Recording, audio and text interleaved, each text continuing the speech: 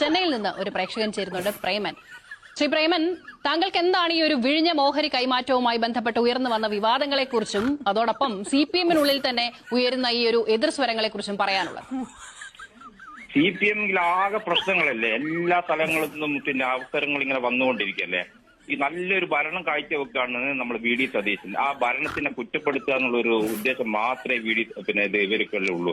കാരണം EP ജയരാജനായാലും എല്ലാവർക്കും ആ കുറ്റപ്പെടുത്തുക എന്നുള്ളത് മാത്രമേ ഉള്ളൂ. നല്ല ഭരണം കാഴ്ചവെക്കുക. ഇപ്പോ എന്താ, ഒരു മെഡിക്കൽ കോളേജിൽ ഇപ്പം പിന്നെ ആരെങ്കിലും ചികിത്സയായിട്ട് പോയി കഴിഞ്ഞാൽ കാലിന് വേദനയും കൊണ്ട് പോയി കഴിഞ്ഞാൽ കാല് മുറിച്ച് കയ്യിൽ കൊടുക്കുന്നത്. കിഡ്നി സ്റ്റോണിന്റെ ചികിത്സയ്ക്ക് പോയി ഇടത്ത് ഭാഗത്തുള്ളതിന് വലത്ത് ഭാഗത്ത് പിന്നെ ഓപ്പറേഷൻ ചെയ്യുന്നത്. അങ്ങനെ എല്ലാ മേഖലയും തകർന്ന് കിടക്കല്ലേ. എന്തിനായി ഇങ്ങനെ ന്യായീകരിക്കുന്നത്?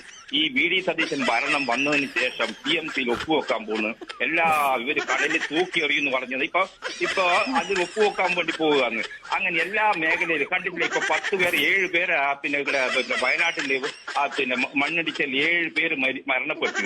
20-ാം തീയതി കഴിഞ്ഞ ജൂൺ 20-ാം തീയതി ഓർഡർ പിന്നെ എന്നിട്ട് 25-ാം തീയതി അത് വേണ്ടാന്ന് വെച്ചിന്. അങ്ങനെ അക്കാലം ഇതും പറയില്ല. എന്നിട്ട് ഗവൺമെന്റിന്റെ കഴിവുകെട്ട ഗവൺമെന്റിൽ ഇവിടെ ഭരിക്കുന്നു.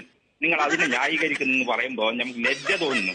ഈ VD സതീശനെയും ഗവൺമെന്റിനെ ന്യായീകരിക്കുന്നതിൽ ഇതാണോ നിങ്ങൾ പിന്നെ പത്രമാധ്യമങ്ങളുടെ പിന്നെ ഇത് ആരെയും ന്യായീകരിച്ചതല്ല നമ്മൾ